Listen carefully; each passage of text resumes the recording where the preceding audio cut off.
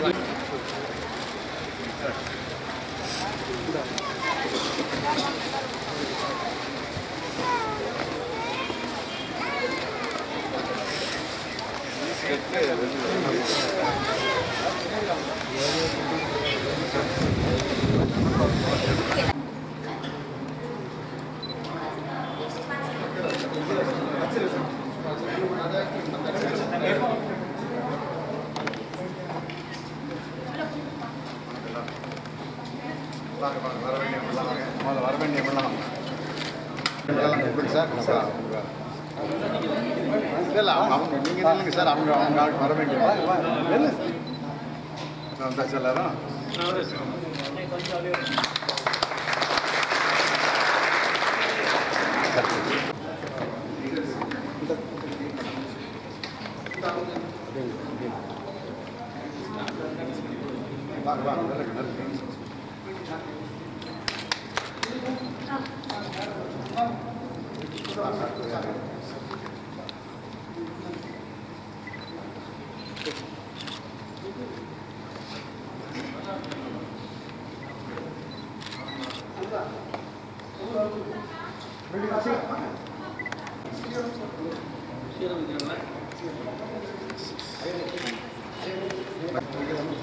Training stage ना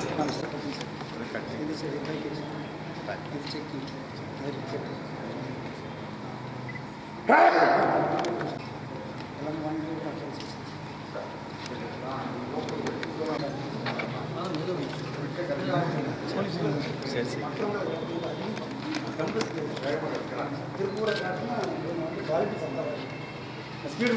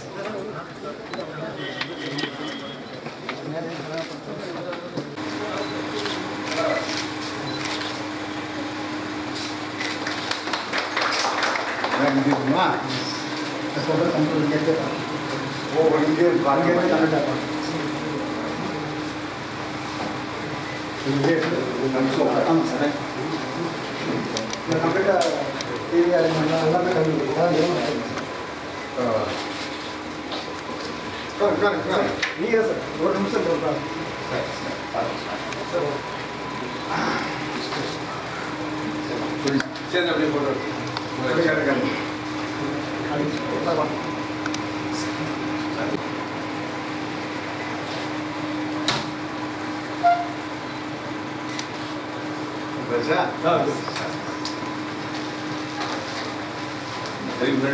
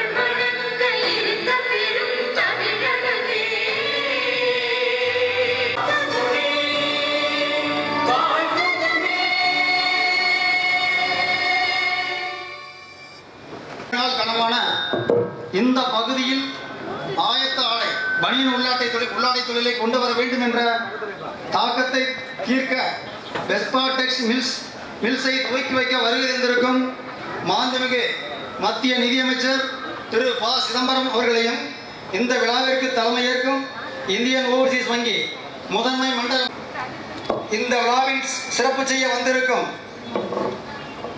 வங்கி ஊழியர்களுக்கும் வங்கி ஸ்டாஃப்களுக்கும் அதுபோக முன்னாள் எம்எல்ஏ திரு ராமசாமி அம்மா அவர்களையும் சுந்தரம் சார் அவர்களையும் சுப்ராம் அவர்களையும் மற்றும் இப்பகுதி தாய்மார்களையும் நண்பர்களையும் வருக வருக என இருகரம் கூப்பி வரவேற்பதில் மட்டற்ற மகிழ்ச்சி அடைகிறோம். நமது சிவகங்கை பகுதி தொழில்துறையில் மிகவும் பின்தங்கிய பகுதியாக இருப்பதால் வேலை தேடி வெளிநாடுகளுக்கும் வெளி மாவட்டம் மற்றும் வெளி மாநிலங்களுக்கும் சென்று கொண்டு இருக்கிறார்கள். நமது பகுதிக்கு பணியிடங்களை கொண்டு வந்து நமது பகுதியை வளர்ச்சியடைய செய்வதோடு அதிகப்படியான வேலை வாய்ப்பை வழங்க வேண்டும் என்பது எங்களின் ஆசை. கல்கத்தாவிலிருந்து திருப்பூருக்கு பணியின் தொழிலை 1951 திரு காதர்பாய் அவர்களும் சிவகாசிக்கு பட்டாசு தொழிலை திரு அய்யநாடர் அவர்களும் கொண்டு வந்து அந்த தொழில்கள் வளரவும் அதன் மூலம் அந்த பகுதி வளர்ச்சி பெறவும் காரணமாக இருந்தார்கள். இன்று உலக வரைபடத்தில் திருப்பூர் சிவகாசி ஊர்களுக்கு முக்கியம் இடம் கிடைத்ததற்கு இந்த இருவருமே காரணம்.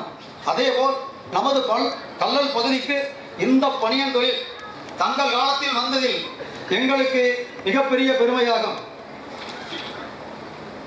எந்த ஒரு தொழிலையும் சிறப்பாக செய்வதற்கு திறம் பயிற்சி அதாவது ஸ்கில் ட்ரெயினிங் மிகவும் முக்கிய பங்கு வகிக்கிறது.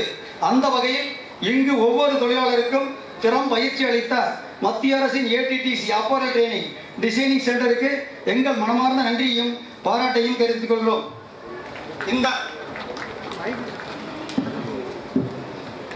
இந்த தொழில் தொடங்கணுன்றதுக்காக நான் சாருக்கு தபால் அனுப்பி 2வது நாள் அவங்க வாழ்க்கோட எனக்கு வந்து நேரில் சந்திக்க சொல்லி வாய்ப்பு கொடுத்தாங்க. அந்த முக்கியமா அந்த தொழில் அந்த லெட்டர் தான் இவ்வளவு தைரியமா அந்த ஊர்ல தொழில் தொடங்குறதுக்கு நம்மளுக்கு காரணமாகவும் மூல காரணமாக இருந்தது. இதை ஃபாலோ பண்ணி நம்ம ஏரியாவில் வந்து எவ்வளவோ லேபர்ஸ் நிறைய இருக்காங்க. எல்லாம் வெளிநாட்டுக்கு தான் போறாங்க. நம்ம ஊருக்கு இந்த தொழிலை கொண்டு வர்றது இல்லை, அது முத கொண்டு வர்றதில்லை, அதுவும் சார் கையால் திறந்து வைக்கிறதில்ல. நான் ரொம்ப சந்தோஷப்படுறோம்.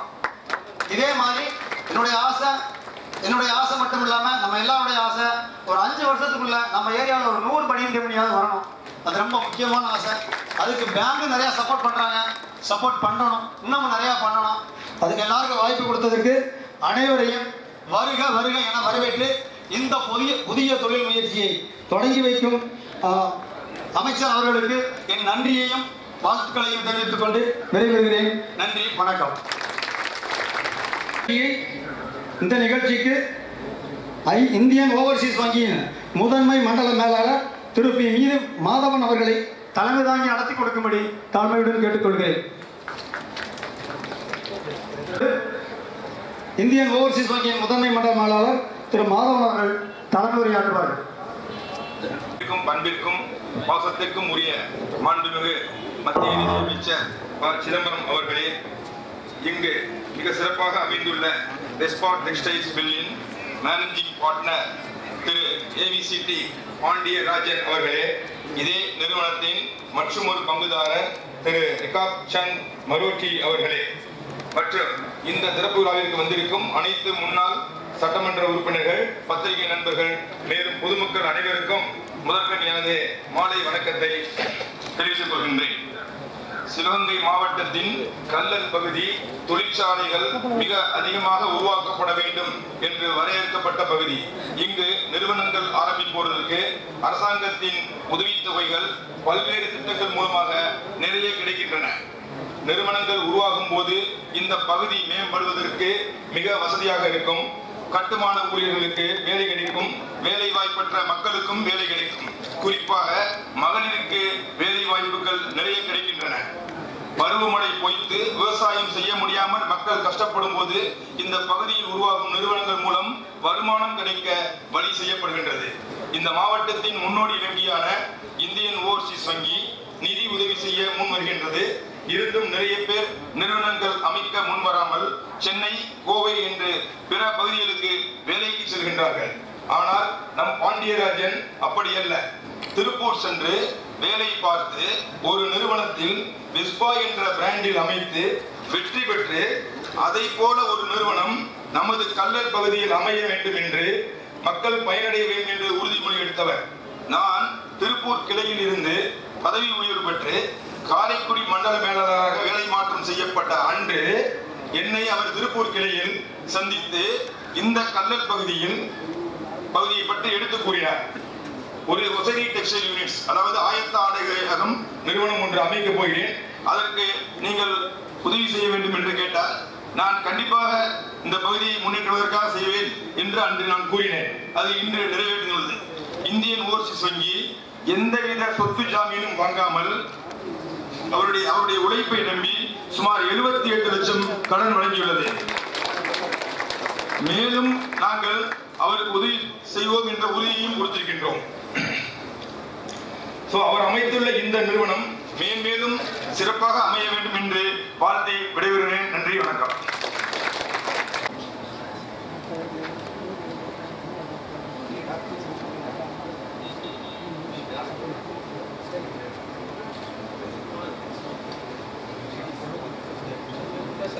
பொன்னாடை போர்த்தப்படுகிறது.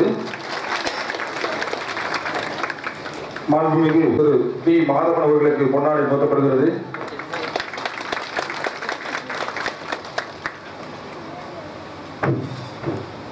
மாண்புமிகு ராமசாமி அம்பலம் அவர்கள் முன்னாள் சட்டமன்ற உறுப்பினர் பொன்னாடை போர்த்தப்படுகிறது. மாண்புமிகு சுந்தரம் எம்எல்ஏ அவர்களுக்கு பொன்னாடை போர்த்தப்படுகிறது. மாண்புமிகு சுப்ரம் அவர்களுக்கு பொன்னாடை.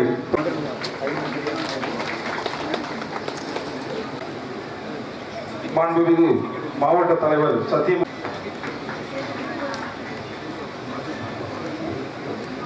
நாம் ஆவலோடு எதிர்பார்த்த பா. சிதம்பரம் ஐயா அவர்கள் வாழ்த்துறை வழங்குவதோடு இந்த தொழில் வளரவும், மேலும் இது போன்ற தொழில்கள் நமது கல்லலை நோக்கி வரவும் வாழ்த்தி பேசுமாறு அன்போடு அழைக்கிறோம். நன்றி.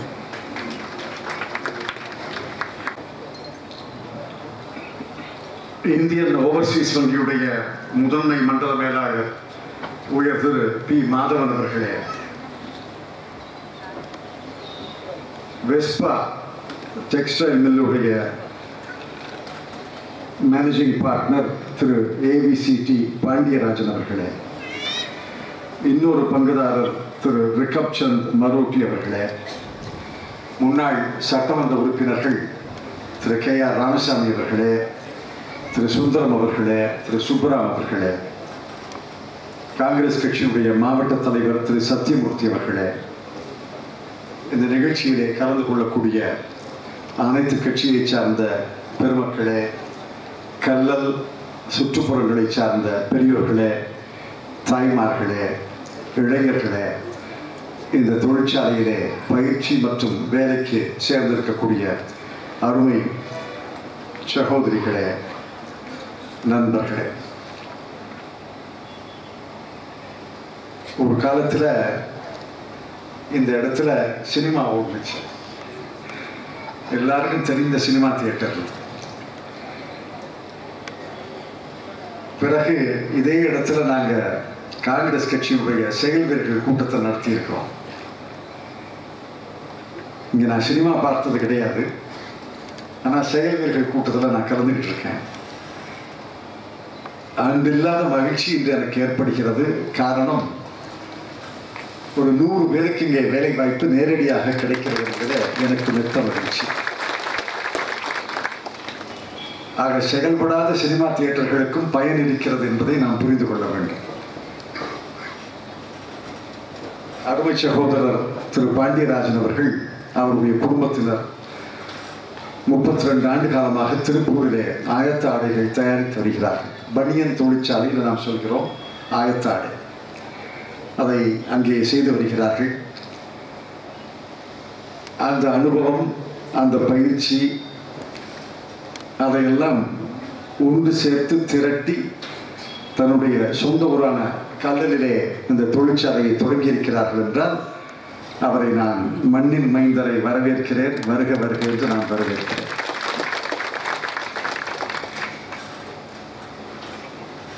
நான் ஒரு 10 நிமிஷத்திலேயே பல செய்திகளை நான் சேகரித்து விட்டேன்.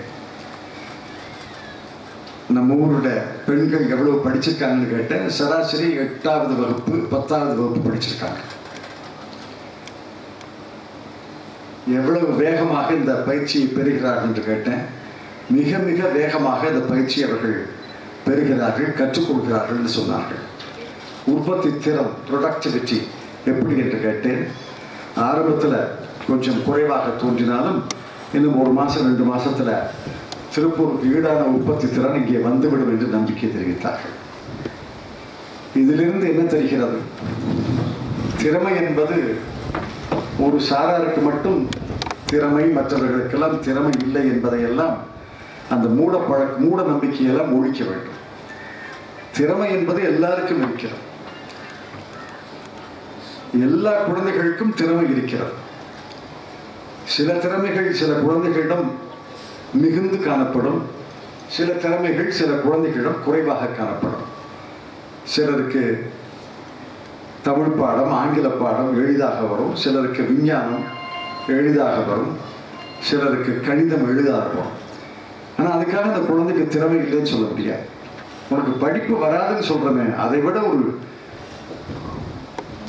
மூடத்தனமான ஒரு நம்பிக்கை இருக்க முடியாது. படிப்பு வராதுன்னு எந்த குழந்தையிடம் சொல்லாதீர்கள். அதே போல நம்முடைய பெண்கள் 8வது படித்தவர்கள், 10வது படிப்பவர்கள், உன்னால் என்ன செய்ய முடியும்? சமையல் கட்டில் தான் இருக்க முடியும்னு சொல்லாதீங்க. அவர்கள் சமையல் கட்டில் செய்வதை நீங்களும் நானும் செய்ய முடியாது. ஆனால் ஒரு தொழிற்சாலையில ஆண்கள் செய்வதற்கு ஈடாக பெண்கள் செய்ய முடியும் என்பதை பல இடங்களிலே நிரூபித்து காட்டியிருக்கிறார்கள். என்ன இல்லை என்றால் பயிற்சி கிடையாது. என்ன இல்லை என்றால் அவர்களுக்கு அந்த வாய்ப்பு கிடையாது. வாய்ப்பு, பயிற்சி தந்தால் யாரும் எந்த காரியத்தையும் செய்ய முடியும் என்பதை இந்த இடத்துல 2 மாத காலத்தில் நம்முடைய அருமை நண்பர் பாண்டியராஜன் அவர்கள் நிரூபித்து காட்டியிருக்கிறார். காலப்போக்கில் உங்களுக்கே தெரியும், இந்த தொழிற்சாலை விரிவாகும் பொழுது, இன்னும் பல பேருக்கு இங்கே வேலை வாய்ப்புகள் கிடைக்கும் பொழுது நான் சொன்னது எந்த அளவுக்கு உண்மை என்பது உங்களுக்கே தெரியும். எல்லாரும் பள்ளிக்கூட படிப்பை முடிப்பது கிடையாது. எல்லாரும் பள்ளிக்கூட படிப்பை முடிக்க வேண்டும் என்பதுதான் நம்முடைய அரசுடைய நோக்கம். ஆனால் எல்லாரும் பள்ளிக்கூட படிப்பை முடிப்பது கிடையாது. பல குழந்தைகள் 8வது வகுப்போடு தன்னுடைய படிப்பை நிறுத்தி விடுகிறார்கள். இன்னும் பலர், பெரும்பகுதி பெண்கள் 10வதோடு நிறுத்தி விடுகிறார்கள். ஒரு சிலர் தான் 12வது வகுப்பு வரை படிக்கிறார்கள். அதற்கு பிறகு கல்லூரிக்கு போவது என்பது 100க்கு 17-18% தான் கல்லூரிக்கு போகிறார்கள். 85-86% கல்லூரிக்கு போவது கிடையாது. அதான் நடைமுறை. 100க்கு 100 பேர் கல்லூரிக்கு போவார்கள், பல்கலைக்கழகத்துக்கு போவார்கள் என்று எதிர்பார்க்க முடியாது. அந்த 10வதோடு 12வதோடு படிப்பு முடித்த ஆண்களுக்கும் பெண்களுக்கும் என்ன வழி, என்ன கதி? எந்த வேலையும் அவர்கள் பார்க்க முடியாதா? எந்த தொழிலையும் அவர்கள் செய்ய முடியாதா? எந்த திறமையும் அவர்களுக்கு கிடையாதா? எழுத படிக்க தெரிவதை தவிர வேறு எந்த திறமையும் அவர்களுக்கு கிடையாதா என்றால் அங்கேதான் இந்த நாடு தவறு செய்கிறது, தவறு செய்திருக்கிறது. அவர்களுக்கு நாம் திறன் மேம்பாடு, பயிற்சி, ஸ்கில் டெவலப்மெண்ட்டை கற்றுத்தரவில்லை. ஏதாவது ஒரு கைத்திறன் அவர்களுக்கு கற்றுத்தந்திருக்க வேண்டும். இங்கொன்றும் அங்கொன்றும் ஒரு ஐடிஐ திறந்தமை ஒழிய, ஒரு ஐடிஐயில் எத்தனை பேர் படிக்க முடியும்? 100-200 பேர் படிக்க முடியும். மற்றவர்களுக்கெல்லாம் என்ன கதி, என்ன வழி? ஆகவேதான் சில ஆண்டுகளுக்கு முன்னால் நான் ஒரு நிதிநிலை அறிக்கையிலே நிதியமைச்சர் என்ற முறையில் அறிவித்தேன், நேஷனல் ஸ்கில் டெவலப்மெண்ட் ஏஜென்சி, தேசிய அளவிலே திறன் மேம்பாட்டுக்காக ஒரு தனி வாரியத்தை அமைத்து அதன் மூலமாக நாடு முழுவதும் இந்த திறன் மேம்பாட்டை மிகப்பெரிய இயக்கமாக நடத்த வேண்டும் என்று முடிவெடுத்து அதற்கான அமைப்புகளை உருவாக்கினோம். அதன் தொடர்ச்சியாகத்தான் நேஷனல் ஸ்கில் டெவலப்மெண்ட் கார்ப்பரேஷன், தேசிய திறன் மேம்பாட்டு